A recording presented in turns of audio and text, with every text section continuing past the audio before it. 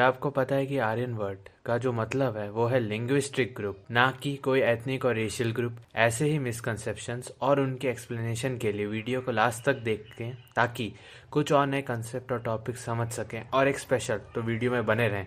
आज हम कवर करेंगे एंशिएंट वेद से लेकर मौर्य काल के कई previous year question. So let's begin. Question number 1 है, निम्नलिखित में से कौन एक ब्रह्मदिनी थी जिन्होंने वेदों में कुछ मंत्रों की रचना की? हिंट ये है कि ऋषि अगस्त्य के द्वारा निर्मित स्त्री। वीडियो को यहाँ रोके और क्वेश्चन को ध्यान से पढ़ें। ब्रह्मदिनी, संस्कृत में ब्रह्मदिनी, प्राचीन भारतीय इतिहास और हिंदू फिलोसॉफी का एक शब्द है जो एक अत्यंत शिक्षित महिला, स्कॉलर, ऋषि या तपस्विनी है जो अपना जीवन वेदों के अध्ययन और आध्यात्मिक ज्ञान की खोज के लिए समर्पित कर दिया है। ब्रह्मदिनी जो शब्द है दो शब्द से मिलकर बना है, ब्रह्मा एंड वदिनी, जिसका मतलब है एक ऐसी स्त्री जो ब्राह्मण के विषय में बात करती है। कुछ प्रमुख ब्रह्मदिनी है मैत्री, विश्वभरा, अपला एंड करेक्ट ऑप्शन है लोपामुद्रा। क्वेश्चन नंबर 2 पूछ रहा है कि कौटिल्य के अर्थशास्त्र के अनुसार निम्नलिखित स्टेटमेंट्स में से कौन सा सही है? अर्थशास्त्र शासन, कानून, कूटनीति और प्रशासन पर पूरी जानकारी देता है, तो कौन सा स्टेटमेंट इनमें से कुछ नहीं लग रहा है? यही हिंट है। कौटिल्य, जिन्हें चाणक्य या विष्णुगुप्त भी कहा जाता है, द्वारा लगभग 4वीं शताब्दी ईस्वी पूर्व में लिखी गई अर्थशास्त्र प्राचीन भारत में राजकाज, लोक प्रशासन और राजनीति अर्थशास्त्र पर सबसे ज्यादा कॉम्प्रिहेंसिव गाइड है। यह मौर्य समाज के सामाजिक कानूनी ढांचे की एक दिलचस्प झलक दिखाती है। दिए गए तीनों स्टेटमेंट को पूरी तरीके से समझने के लिए सबसे पहले यह समझना जरूरी है कि कौटिल्य की दासता की अवधारणा, दास प्रथा, प्राचीन ग्रीस या रोम के देखी जाने वाली चैटल स्लेवरी से बहुत अलग थी। अर्थशास्त्र में किसी आर्य जन्म से स्वतंत्र नागरिक को हमेशा के लिए बिना किसी अधिकार वाला महज एक प्रॉपर्टी नहीं बनाया जा सकता था। दासों को भी कुछ खास कानूनी सुरक्षाएं मिली हुई थी, जैसे वे संपत्ति रख सकते थे और उनके पास दासता से मुक्त पाने के स्पष्ट रास्ते मौजूद थे। Statement 1 slavery as judicial punishment correct है। Statement 2 emancipation of a female slave also correct है। इमेंसिपेशन का मतलब है मुक्ति। Statement 3 legitimacy and inheritance of the child भी करेक्ट है, तो ऑप्शन डी सही ऑप्शन है।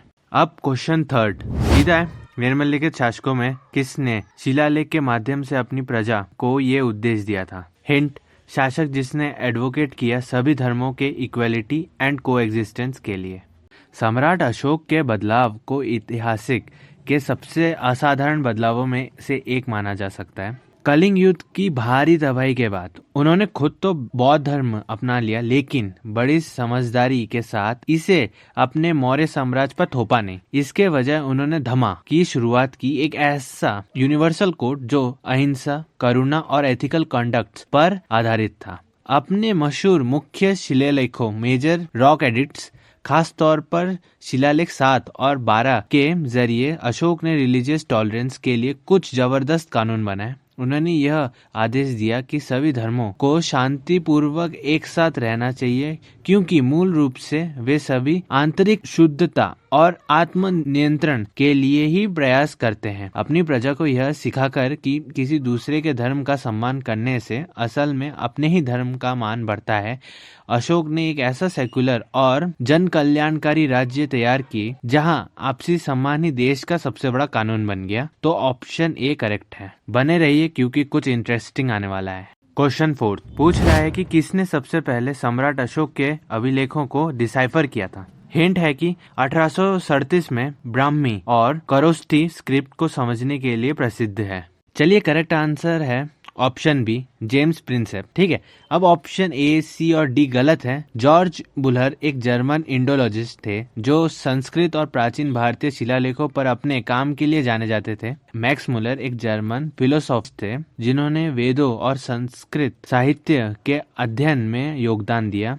विलियम जोन्स एक ओरिएंटलिस्ट थे जिन्होंने एशियाटिक सोसाइटी ऑफ बंगाल की स्थापना की थी और वो संस्कृत, लैटिन और ग्रीक भाषाओं के बीच के संबंध को पहचानने के लिए प्रसिद्ध हैं। क्वेश्चन नंबर 5 है कि कौन सा सही क्रोनोलॉजिकल ऑर्डर है ऑफ इन्वेडर्स प्राचीन भारत का? हिंट है सेंट्रल एशिया में जनजातीय displacement and domino effect Maurya empire के कोलैप्स होने के बाद। सो करेक्ट ऑप्शन है A, Greek, then Shakas, then Kushans. ऐसा क्यों? चलिए समझ लेते हैं इसे। प्राचीन भारत में उत्तर पश्चिम हिस्से की कल्पना एक खुले दरवाजे के रूप में करें, जहां 3 प्रमुख समूह एक के बाद एक आए और हर समूह ने इतिहास में एक नया और जीवित अध्ययन जोड़ा। सबसे पहले 4वीं शताब्दी ईस्वी पूर्व में अलेक्जेंडर द ग्रेट के नेतृत्व में यूनानियों ने इस दरवाजे को खोला। उनके बाद आए लोगों ने वहीं रुककर यूनानी कला और विचारों को स्थानीय परंपरा के साथ खूबसूरती से मिला दिया। इसके कुछ ही समय बाद 2री शताब्दी ईस्वी पूर्व में शाकास, मध्य एशिया से आए फियर्स नोमैडिक हॉर्समैन ने उन्हीं रास्तों को फॉलो किया जिन्हें यूनानियों ने बनाया था। वे तेजी से आगे बढ़े, उत्तर में बस गए और अपने शक्तिशाली गढ़ स्थापित किया। अंत में 1ली शताब्दी ईस्वी की शुरुआत में चीन की सीमाओं से चलकर शक्तिशाली खुशनास भारत आए। वे न केवल यहाँ बसे बल्कि उन्होंने एक विशाल साम्राज्य की स्थापना की, जिसे प्रसिद्ध सिल्क रोड के माध्यम से भारत को शेष विश्व से जोड़ दिया। कुल मिलाकर ये केवल रैंडम अटैक नहीं थे, बल्कि घटनाओं की एक ऐसी कंटिन्यूअस चेन ऑफ इवेंट्स थी जिसमें हर संस्कृति ने पिछले संस्कृति की नींव पर आगे बढ़ते हुए भारत की प्राचीन विरासत को आकार दिया। अब स्पेशल बोनस की बारी। Are you ready? जो स्क्रीन पर क्वेश्चन है आज के सारे एक्सप्लेन टॉपिक्स का एक मिक्स्ड क्वेश्चन है, ताकि सारे समझाए गए टॉपिक्स एंड लॉजिक्स दिमाग में अच्छी तरीके से सॉलिडिफाई हो सके। बट डू नॉट वरी, अगर आंसर नहीं आ रहा है तो वीडियो को एक बार और देखें। कभी कभार क्वेश्चन को एक बार और पढ़ने से भी आंसर मिल जाता है। तो चलिए वीडियो को यहाँ पर एंड करते हैं। अगर आपको कुछ नई जानकारी मिली हो या पुराने किसी टॉपिक का ही रिवीजन हो गया हो तो वीडियो को लाइक करें, अपना आंसर कमेंट करें एंड करेक्ट आंसर को क्रॉस वेरीफाई करने के लिए नेक्स्ट वीडियो के कमेंट सेक्शन के पिंड कमेंट को ज़रूर देखें। चैनल को सब्सक्राइब करें ताकि नेक्स्ट वीडियो प्लस चैनल ही ना मिस हो जाए। धन्यवाद।